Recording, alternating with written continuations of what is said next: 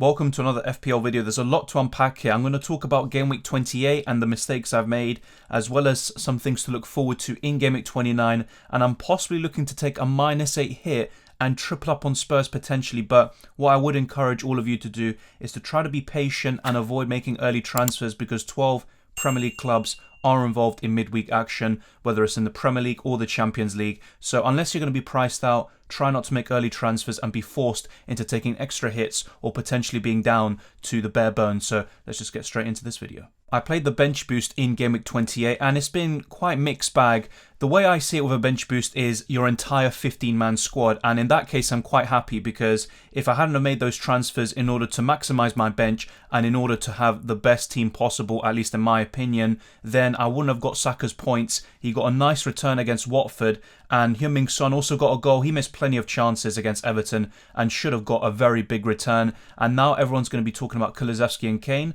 which I can understand, and I've talked about this before in recent weeks with Son and Kane. I still think Son offers better value, and if you compare both of them since the beginning of last season, Son has more double-digit returns, he's got more points in general, and he just offers much better value. The problem is that in midfield you have so many options to choose from, but up front there's literally no one. There's Broja, maybe Adams, and a few others like Harry Kane, but not that many. So it actually might make more sense to go for Harry Kane up front and then cover Spurs midfield with Kulusevski, or just go for other midfielders from other teams. Havertz is now looking like a decent option, and there's so many more to count, which I always talk about in these videos. I still think Son offers better value than Kane, but in terms of team structure, I think those that wildcarded Kane in or brought him in general, I think will probably benefit a little bit more. If you compare the kind of combination, the duo of Jimenez and Son compared to Kulusevski and Kane, it's actually quite one-sided at the moment, and the reason why is because although Kane and Son will score similarly until the end of the season, Kulusevski looks like a much better option right now than Jimenez. He'll probably score more points if things keep up the way they are, especially if Jimenez isn't starting, as well as that extra 1 million you save in price. So let me know what you think. I know a lot of you are going to be in a situation where you might get rid of Jimenez and Son for a hit for those two Spurs players. I'm looking to do something similar, but I'll talk about that more later on. The biggest disappointment with my bench boost was the double Arsenal defence. I was kind of backing them to get a clean sheet, but I always knew it was risky with Tierney and Ramsdale, but they conceded twice, even to Sissoko, and Arsenal were just dreadful from the beginning. When I saw Dennis score that goal, which was later ruled off to be offside in 16 seconds, I knew Arsenal weren't keeping a clean sheet. Then Kucha scored a really good goal, and Sissoko in the dying embers of the game scores the second one. And ultimately, that's kind of the price you pay sometimes with going for these single game week players. But in the end, even in the double game week, Arsenal were very disappointing. Tierney's returns were fantastic before I got him in, but unfortunately he just hasn't been getting the clean sheets or the assists or the bonus points since I brought him in. Ramsdale was very shaky in that game. Same with Gabriel, who has been key at the heart of that Arsenal defence. And honestly, in that Arsenal game, the only four players I'd say were very good were Partey, Lacazette, and the two standouts, Saka and Odegaard, who had a fantastic game. But the rest of the team were quite shaky, and in the end they had to time waste and time manage their way through to a win, a very important one. But looking at the rest, Robertson with a clean sheet, very fortunate, I have to say this, and I was very lucky with the double Liverpool defence in order to keep that clean sheet, and it's kind of softened the blow, because I was originally looking to move on Robertson to one of those Chelsea defenders, so Rudiger or Reece James, and that's pretty much the big kind of deciding factor in my week. I've had a pretty average one, I've gone down slightly in rank, and that is the most disappointing thing overall. On the left-hand corner of your screen, you can see my updated points. So I went down around 11,000 places in rank, and I ended up making a -4 hit for Ramsey and Che Adams, which ultimately was the wrong decision. But the reason why I went for this is because I had Weghorst, and I didn't like the fixture against Chelsea. I expected him to blank, which he did. Che Adams was in very good form, same with Southampton, and there was a very nice double, as well as really good long-term fixtures. As for Ramsey, there was the conscious decision to go for him over Coutinho, and the main reason for this was because I couldn't afford Bowen to Coutinho, as well as the fact that Ramsey was better for my structure. Long-term, Villa don't have great fixtures, and I'm not sure if I would want Coutinho beyond Game Week 30, but with Ramsey I could always bench him, and he's a great enabler. So I can understand why I did it, and I backed the decision-making process. The outcome wasn't right, and sometimes we should value these kind of decisions rather than the outcome. But the main problem I have with the choices I made was that it also resulted in me not getting Coutinho or James or Rudiger. I was looking to get both of them in for a -8 hit, but it would have involved Robertson going out. Now, in hindsight, if I knew that Digne was out with COVID, which no one knew, unfortunately, then I probably would have taken an extra hit to get rid of Digne, or I would have shifted my plans and gone for Coutinho instead of Ramsey and just focused on prioritising and maximising this game week only. And the captaincy was, so far at least, it's been very poor. Rafinha had really good XGI, one of the highest in the week, but he didn't convert that into points. Now, to be completely transparent, I looked at this team and I wasn't really sure of any of the captaincy options. That's why I was really tempted to go for a Chelsea defender or Coutinho, because I really backed them to do well. Unfortunately, they went even better, and they did even better than I expected, and that has really hurt my rank, especially with Coutinho. Getting both of them in, even if it was for an extra hit, would have actually really turned around my week, and I'd be looking at the 90-point mark potentially with still several more players to play.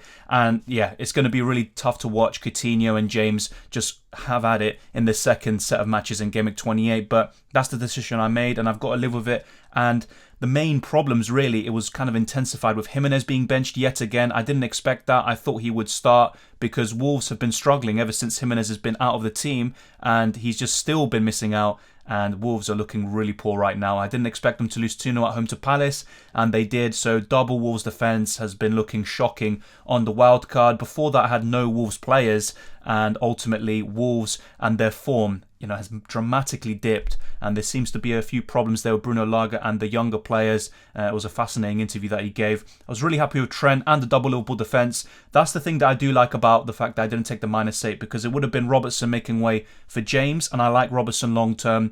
If possible, I would like to have both Trent and Robertson as well as a Reece James or Rudiger, and that's something that I could do even this week. Digne could become Rudiger or Reece James, but I'm looking at another move instead, and I'll talk about that in the transfer section. Overall, this team was pretty poor. Salah as well, underperforming. He should have done much better, but that kind of compensates with the double Liverpool defence getting me 18 points, and they were very lucky to do so.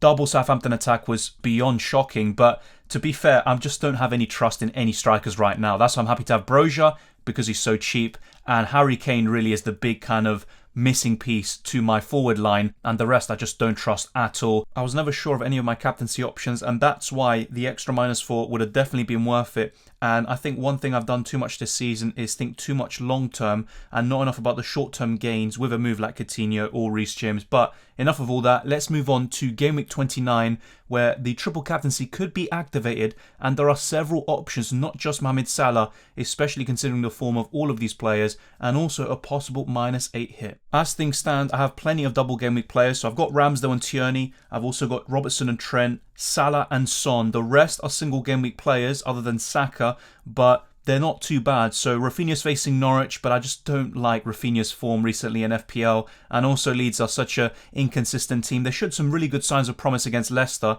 and they showed what they could do under Jesse Marsch, and they should have scored a goal or two, but I still have my doubts about Leeds. As for double Southampton attack against Watford, it looks decent on paper, but at the end of the day, I don't trust any striker, and my bench is decent for a bench, but I wouldn't want to start any of these players. Digne should be back by Game Week 29, and even as soon as Game Week 28 for the second game, but honestly, Digne is such a troll, and if you're not aware, basically I brought in Digne on my wildcard in Game Week 26. He blanked, obviously, and also in Game Week 27 I free hit him out and he got a clean sheet. I bring him back in, obviously, because I have my normal team back in 28, and then he misses out when Aston Villa win 4-0. So it's just been a complete disaster. Digne's always trolled me in FPL. I think I actually had him before my wildcard as well, and he just couldn't stop blanking after that 12-point return. So yeah, I think Digne is just someone I probably need to avoid from now on. And also, despite Aston Villa having 2 clean sheets in a row, their fixtures turn for the worse very soon, so I actually don't mind moving him out for another player who plays in Game Week 30 potentially, or even just a Reece James,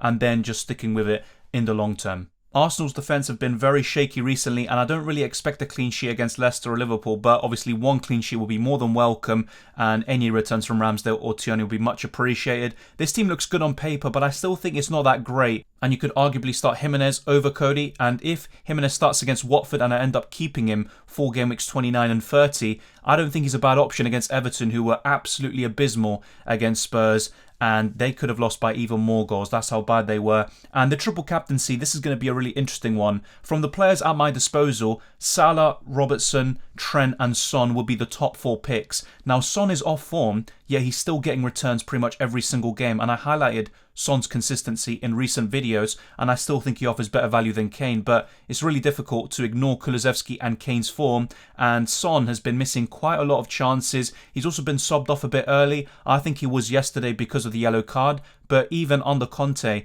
there have been occasions where he does get subbed off a little bit earlier than you would expect. So I think there are reasons for selling him and Jimenez, for example, to Kulusevski and Kane, and it might benefit your team structure long term because you could replace Son easier than you could replace a Harry Kane, because there's just no strikers available right now that can really do the business week in, week out. But still, I like Son, I like all of these players, I would like to have all of them if possible, but let's not overhype Spurs in my opinion, because as much as I'm looking to triple up on them potentially, that doesn't mean they're going to be performing like this week in, week out. They've shown recently in the Premier League, in the FA Cup and all the other competitions that they can be very poor on their day. As things stand, if I don't make any transfers, I think everything would remain the same. Only Cody versus Jimenez for a starting spot, and I might even end up triple captaining Salah. But if I end up making the transfers that I'm proposing and I'm thinking about, then things could change quite a bit. So let's get straight into the transfers section. For Game Week 29, I'm thinking of doing 2 things. One free transfer from Digne to Doherty, who's been incredible in the last few games.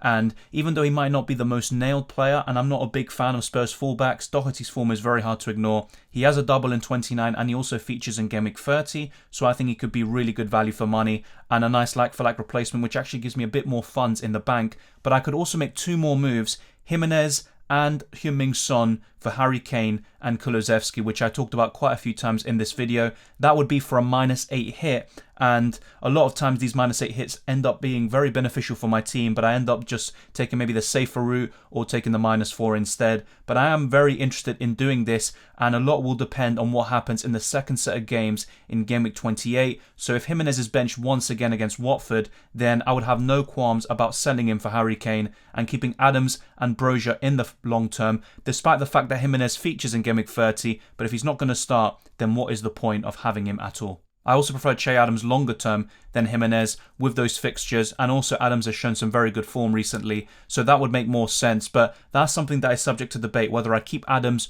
or Jimenez, and I know I just brought in Adams. Another possibility is actually just keeping Heung-min Son and instead getting Kulusevski in for Jacob Ramsey, but I literally just brought in Jacob Ramsey and he was really good for my structure, being an enabler and also being on my bench once Aston Villa's fixtures turn, and he can be a nice option to come off when needed. But that's something else to think about. That's another possibility. But for me, the most likely scenarios are either one free transfer, Digne to Doherty. I've had enough of Digne to be fair, and if not, I'll take a -8, go all the way and triple up on Spurs. But I wouldn't be too surprised if Spurs slip up in one of these games. Man United looks like a really good fixture right now, but both of them will be fighting their absolute best to get into that top 4. They both still have a really good chance. And then for Brighton, they've been in awful form, but you just never know. And Spurs are such an unreliable team, and you could argue that they're their own worst opponents and enemies. So this is how my team would line up with the -8. Let me know what you think, and is the Doherty free transfer just a better move? Get rid of Digne the Deadwood and also move on. But I'm now going to show you how my team will look like in Game Week 30 with these proposed transfers, and then compare it to if I do something else entirely. In Game Week 30, I would have Harry Kane as my captain. The same would be Heung-min Son if I end up keeping him. Saka would be the vice. That doesn't really matter. But I would have 9 players. Now, if I were to keep Jimenez and sell Adams instead, then I would have 10 in Game Week 30. And I think that's enough. The reason why I wouldn't want to get to 11 is because it would require selling Salah, which is actually a debate, because in Game Week 31, that's only a few days after their really crucial game against Senegal for the World Cup qualifiers. So there is an argument that Salah will be benched there and Liverpool can beat Watford without him. But otherwise, in most cases, I'd be keeping Salah. Also Trent, I don't want to sell him. Same with Robertson. And also Brozier, who I don't really see another like-for-like replacement around a similar price bracket that can cover for him. I think Brozier's just a great enabler long-term, and I like to keep him. He's got great fixtures, and I know he's been really poor in FPL recently, but he's still a good option. So that's kind of my thinking about it. So it ultimately depends if Jimenez starts against Watford.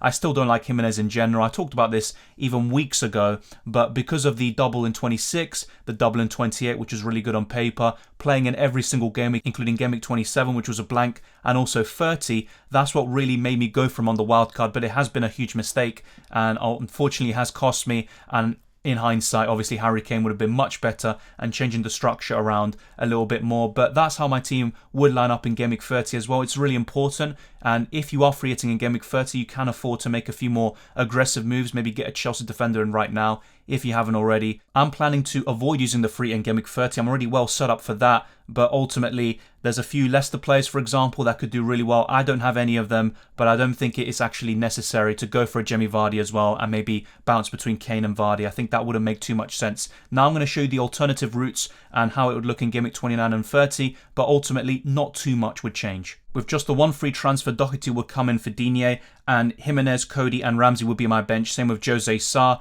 And in terms of the triple captaincy, I'd actually just be leaning towards Salah in this case. But if I end up bringing Harry Kane in, that's where I'd be a bit more tempted to go for the Englishman, possibly over Mohamed Salah. But as for Heung-min Son, despite how consistent he has been, I just don't really trust his form at the moment. But Harry Kane looks like he's at his absolute best, so I'd be more tempted there. Let me know who you would be triple captaining if you haven't used it already. I've always said this, Game Week 26 was the best opportunity, but personally I didn't do so because I had so many fires to put out that I needed to wildcard in order to prepare for Game Weeks 26, 27, 28, etc. It hasn't gone according to plan so far, but still, there's some things I can learn from, and not too many tweaks are needed in order to get the best team possible, in my opinion. But Harry Kane is looking much better than Heung-min Son at the moment, yet the gap in points recently isn't that big, despite the much better form from Harry Kane. Let me know what you think about this. And in Game Week 30, pretty much the same thing. Whether it's Jimenez or Adams, it doesn't really matter. I'd have 10 players or 9, but ultimately, if Jimenez doesn't play, doesn't really matter. The captaincy here would be Son, as I talked about before, with Saka being the vice, and I would keep things, for the most part, the way they are. But selling Salah in Game Week 30 is a consideration I'm making, then bringing him back for Game Weeks 32 or 33 potentially, but that's something else that we have to think about. And ultimately, as much as I like long-term planning, it has impacted me a lot this season, and making these short-term moves sometimes, like a Coutinho, would really benefit your team, and that's what I might end up doing and try to maximize Game Week 29. Then I can focus on Game Week 30 when it comes and being a bit more aggressive with my hits. But thank you very much for watching. If you enjoyed this video, smash the like button and subscribe if you're new. Check out the UCL Fantasy and FPL content. There's plenty on this channel. You can check the FPL and UCL Fantasy playlist, and also the description below for my Twitter and Instagram, DylanRCM, the Patreon and the channel memberships. You can become a channel member right now at any tier, and you can get exclusive early access to all my videos as a special offer. So check it out and see if you enjoy it. And all the very best of luck for Game Week 28, the rest of it, as well as 29 and UCL Fantasy Match Day 8. And let's wait and see what happens. It hasn't been great in the last few weeks FPL-wise for me, but I'm still looking to learn and also try to recover, because there's still an opportunity to recover. I might not get the rank that I ultimately want, but in the end I can still improve on this situation drastically. And any of you who have a lot of chips available, you're in a really good position to attack the rest of the season. And I'll see you next time.